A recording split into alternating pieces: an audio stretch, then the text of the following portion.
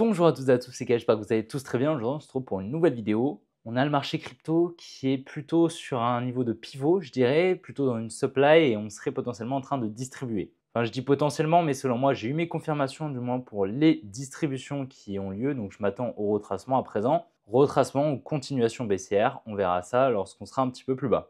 Donc, je vais vous repartager un petit peu mon scénario, ce que j'attends, comment justement on pourrait avoir nos confirmations pour savoir si oui ou non on va aller un petit peu plus bas ou non, tout simplement. Donc dans cette vidéo, on ira voir le Solana, on ira voir également l'Ethereum qui les deux font un petit peu le même setup. Je m'attends à présent à un rebond et à la récupération des liquidités un petit peu plus bas. Je vais vous montrer tout ça. On ira voir également le RNDR, plutôt baissier. Je pense qu'on va bien exécuter le scénario que j'attends déjà depuis plusieurs semaines. On ira voir le Tao qui est potentiellement sur un joli setup pour shorter et le CAS qui est toujours baissier. Et on devrait à présent entamer la baisse que j'attends. Donc j'espère vraiment que la vidéo vous plaira, si c'est le cas, n'hésitez vraiment pas à la liker, à vous abonner. Si ce n'est pas déjà fait, n'oubliez pas de me rejoindre sur mes autres réseaux qui sont directement en description. Donc le scénario n'a pas trop bougé, mais je vais quand même tout vous expliquer un petit peu et je vais également vous expliquer les transferts main forte, main faible qui ont lieu à court terme. Donc les gars, je vous souhaite un bon visionnage. Allez, on est parti. Donc on est directement sur le Bitcoin. Donc pour rappel, on était donc bien revenu ici dans la supply qu'on attendait. On est donc bien venu combler la favor gap daily que je vous avais partagé. Donc on va la retirer. On est donc bien venu distribuer ici dans cette supply. C'est magnifique ce qu'on a fait. Donc pour rappel un petit peu, je m'attendais donc à des plus bas depuis ici, juste là, ce petit point vert. Donc c'est bien ce qu'on a effectué. Ensuite, on est venu créer ici une nouvelle trendline. Je vais vous expliquer un petit peu pourquoi justement cette trendline nous a permis d'effectuer des plus bas. Mais tu vois, là, on est venu la liquider pour ensuite effectuer des plus bas. Donc, je vais t'expliquer juste après le transfert main forte, main faible qui a eu lieu juste là. Mais ici, on remarque une très jolie distribution qui a pris place. Donc, ici, avec une trendline juste là et une résistance qu'on pourrait mettre comme ceci. D'accord. Globalement, on est venu la liquider. D'accord. Donc, avec le Buying Climax, l'Automatic Rally, le ST et le Uptrust. On est venu liquider ici avec le Uptrust, donc le mouvement de liquidation d'une distribution. Et à présent, je m'attends à des plus bas et venir chercher la TR. La trading range, c'est un niveau de liquidité gigantesque sur l'accumulation et les distributions.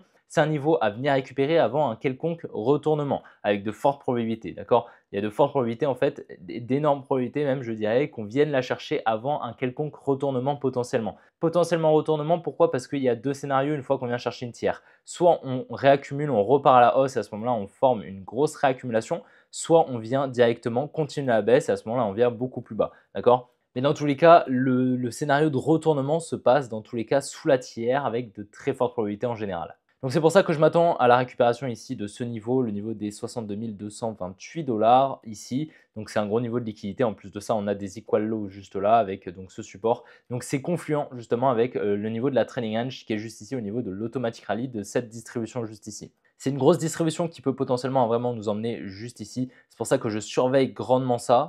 Et c'est pour ça que je t'ai dit qu'on est potentiellement ici simplement sur de l'inducement H4, ok, et non sur un shosh, ok, non sur un changement de structure, simplement un inducement. D'accord, donc c'est pour ça, on va surveiller ça dans tous les cas, mais quand est-ce qu'on va pouvoir surveiller ça? Quand est-ce qu'on saura? Déjà à partir du moment où on vient casser la trailing range, on pourra potentiellement se retourner, d'accord? Mais je pense que s'il y a un retournement qui a lieu, il se fera ici, dans cette demand d'environ les 59 000 $ juste là, ok? Donc c'est selon moi une bonne zone où on va surveiller potentiellement, donc si on effectue une grosse accumulation comme ceci, ou si on fait un setup low probability où on monte tranquillement en escalier pour venir redistribuer et repartir à la baisse. À ce moment-là, ce sera pour venir récupérer ce lot. D'accord, donc c'est ça que je vais surveiller et c'est ici où on aura potentiellement un niveau de pivot. Mais rien n'est sûr, honnêtement. Pour moi, il y a plus de probabilité qu'on vienne chercher tout ça. À voir, d'accord, à voir, honnêtement. Mais au vu de ce qu'on est en train de faire sur les altcoins, ça me paraît plutôt baissier et vu les liquidités qu'on a au sud. Donc pour le moment, le scénario s'exécute très très bien là sur les derniers jours. Donc pour le moment, on va suivre ça de très très près. Mais dans tous les cas, je m'attends à un retour ici sous la trailing range qui est au niveau des 62 230 comme je te l'ai dit. Et puis on avisera ici dans cette demand qu'est-ce qu'on fera pour potentiellement venir chercher ici ou alors entrer en longue pour continuer la hausse. C'est également un scénario que j'anticipe. Donc, qu'est-ce qui se passe en fait sur ces trendlines? Pourquoi je te dis que ces trendlines, en fait, c'est souvent un niveau de retournement, de création de liquidité, de contrepartie, de transfert main forte, main faible? Parce qu'en fait, cette trendline, elle n'est pas créée pour rien. En gros, tu vois, tu as la smart money qui vient créer cette trendline, donc en venant faire des rejections comme ceci, tu vois, et par la suite, elle vient généralement passer au-dessus pour la liquider en fait et entamer un mouvement baissier, tu vois. Pourquoi elle vient passer au-dessus en fait de cette trendline? Parce que cette trendline droite de tendance en français, sert simplement à définir une tendance pour la dumb money, d'accord? Pas pour la smart money. La smart money, elle sert justement de ça pour piéger un petit peu la dumb money, même si j'aime pas trop ce terme, mais simplement récupérer de la contrepartie plutôt. Parce qu'en gros, il faut savoir que la dumb money ici, elle vient vendre au contact de cette trendline. Donc tu vois, elle vient mettre son stop loss juste au-dessus d'un high par exemple, juste ici en gros, et ce stop loss, c'est un ordre en achat. En plus de ça, lorsqu'on vient la casser, lorsqu'on vient casser cette trendline, la dumb money vient émettre un ordre en achat pour entrer en long. D'accord? Donc là, elle vient target des plus hauts. Ça veut dire qu'en fait, à la cassure de cette trendline, donc déjà lorsqu'on vient conforter cette trendline, bah, la dumb money vend, sauf que le stop loss de ce short, le sorti du trade, c'est un ordre en achat. Donc ça veut dire que ici, on a pas mal d'ordres en achat qui s'accumulent, mais également, lorsqu'on va casser cette trendline, bah, on a encore une fois une grosse masse d'ordres d'achat qui s'accumulent ici dans cette liquidation. Ici, il faut que tu vois une liquidation, on vient passer au-dessus de la trendline. Donc par la suite, on a un changement de structure qui vient valider la liquidation. Mais du coup, ici, en fait, on a une masse d'ordre en achat énorme, d'accord? Et grâce à cette masse d'ordre en achat, la smart money, elle peut vendre ici dans ce bloc, d'accord? Cette boîte ici, dans ce carré que je t'ai dessiné, la smart money peut vendre grâce à la contrepartie acheteuse présente, grâce au zéro sum game, au jeu à somme nulle. Donc imaginons ici, on a 1 milliard de contrepartie en achat, et bien la smart money peut tout simplement placer ses positions à 1 milliard en vente, d'accord? Sauf que si on n'avait pas créé cette contrepartie ici, qu'elle vend ici 1 milliard ici en vente, et bien le prix il aurait dégringolé parce que la contrepartie était insuffisante. Justement, c'est pour ça que la smart money, continuellement, elle vient créer des setups pour récupérer la contrepartie et effectuer ces transferts entre la main forte, la smart money, et la main faible, la dumb money. Sur Solana, pareil, donc on est bien venu récupérer la supply que je t'avais partagée il y a plusieurs jours. On est donc venu distribuer en lower time frame, je vais te montrer ça de suite. Donc tu vois, on aurait ici un buying climax, un automatic rally, un ST, un uptrust. Et à présent, on est en train d'effectuer des plus bas. On était venu donc créer une trendline, je t'ai expliqué juste avant ici. Donc tu vois, on est passé au-dessus, on est venu la liquider, on l'a réintégrée, on est venu casser la structure juste ici. Et donc à présent, on devrait continuer des plus bas. Qu'est-ce qu'on fait ici? On est en train de créer, de conforter un support juste là. Donc pareil, c'est une incitation pour la dumb money à se placer. Donc pareil, c'est beaucoup de liquidités qui se placent juste en dessous. Donc on devrait venir les récupérer. Donc c'est plutôt baissier actuellement sur le Solana. Je pense potentiellement qu'on a eu le top ici et que ce high ici soit protégé des 161 dollars. Donc si tu veux voir les cotations, dès que je passe mon curseur, bah, tu vois, tu as les cotations à droite. Donc voilà, tu peux mettre pause si tu veux pour regarder les cotations si je ne te les partage pas de vive voix. Mais dans tous les cas, je m'attends donc à présent à une baisse, à venir récupérer les lows et surtout cet énorme support. Ce support, c'est une incitation, un petit peu comme une trendline, d'accord? Donc c'est une incitation pour que la dumb money se place. Donc elle se place à l'achat ici avec un stop loss juste en dessous et lorsqu'on a cassé le support, elle se place ici en vente. Donc on a une grosse masse d'ordre en vente juste en dessous à venir récupérer. C'est pour ça que ma target, c'est au minimum les 110 dollars et je pense qu'à présent, on devrait venir continuer cette baisse tranquillement et qu'on va effectuer une jolie structure baissière ainsi. Et je pense que le bottom pourrait avoir lieu vraiment en dessous, tu vois, ça va démotiver énormément de la dumb money qui devrait vendre, comme je te l'ai dit, la cassure de ce support pour par la suite effectuer des plus hauts. Personnellement, c'est vraiment ce que j'attends et je pense que ce sera un très très bon point d'entrée sur le Solana. Sur l'Ethereum, un petit peu comme sur Solana, tu vois, on est venu liquider ici cette trendline que je vais te mettre en rose juste ici. Donc, on a eu un transfert main forte, main faible qui a eu lieu potentiellement ici. On n'est pas encore venu shifter la structure en LTF qui est la trailing range. Ah si, on est venu casser la structure ici, tu vois. La structure, elle est juste ici. Donc, on est bienvenu, même on est venu casser la structure ici. Le low, il est ici, donc on est bien baissé. À présent, on devrait venir continuer la baisse. On a une jolie distribution, tu la vois peut-être. Ici, on a le buying climax. Juste ici, ce mouvement haussier, on a l'automatic rally juste là, donc le mouvement baissier qui suit le buying climax. Donc l'automatic rally, le ST, le second retest, qui vient donc créer un support, une résistance, pardon, juste ici, qu'on vient ensuite liquider avec le uptrust. Pareil, donc une jolie distribution. On vient ici dans la supply, tu vois, on revient mitigated la supply juste ici. Et à présent, je m'attends donc à des plus bas. On devrait venir continuer un petit peu la baisse. On a une tiers qui est juste ici, donc pas mal de liquidités à venir récupérer et je pense qu'on pourrait donc venir récupérer toute la liquidité qu'on a juste ici jusqu'aux 2700 dollars selon moi. C'est vraiment le niveau que je vais attendre. Sur l'Ethereum, on pourrait potentiellement poser le bottom un petit peu comme sur Solana avec potentiellement une accumulation lower time frame dans cette demand juste là des 2680 dollars. Donc je vais essayer bien évidemment de chercher des longues dans cette zone sur Ethereum, sur Solana, sur tous les alts. Vraiment si j'arrive à m'exposer avec des jolies entrées, des jolies accumulations, avec des belles confirmations dans ces zones comme ça, je pense qu'on peut vraiment avoir un bottom qui est magnifique et de très belles entrées pour profiter de la potentielle hausse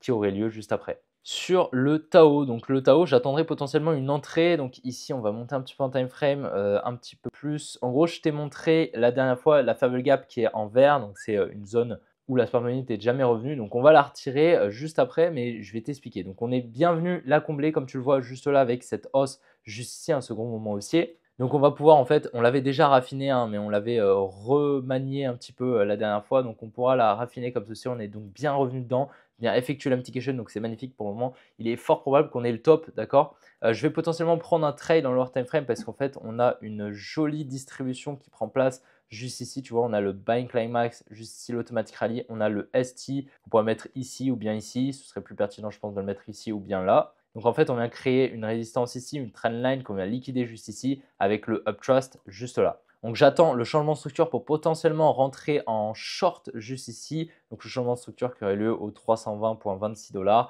et je m'attends potentiellement après à une baisse. Ok, donc pour continuer la baisse et donc venir récupérer au minimum la trailing range ici qui est au niveau des 306 $ pour venir potentiellement après revenir dans la demand, ce qui me paraît assez probable. Tu vas venir chercher ici les 270 $ et également j'ai de fortes probabilités selon moi de venir récupérer beaucoup plus bas ce gros support ici qui est de l'incitation pareil, donc un gros support avec énormément de liquidité juste en dessous.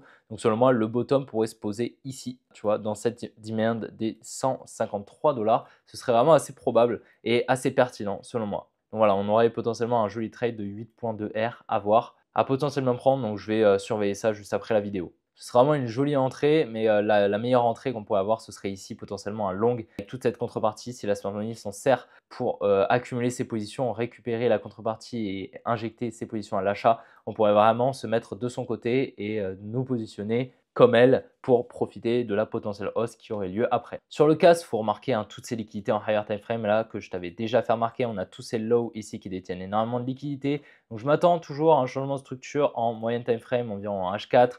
Ce serait sous ce low ici des 14 centimes. Donc à présent, tu vois, qu'est-ce qu'on fait? On vient récupérer ici les liquidités que je t'avais montré. On est bien revenu ici dans la supply que je t'avais également partagé lorsqu'on était par là.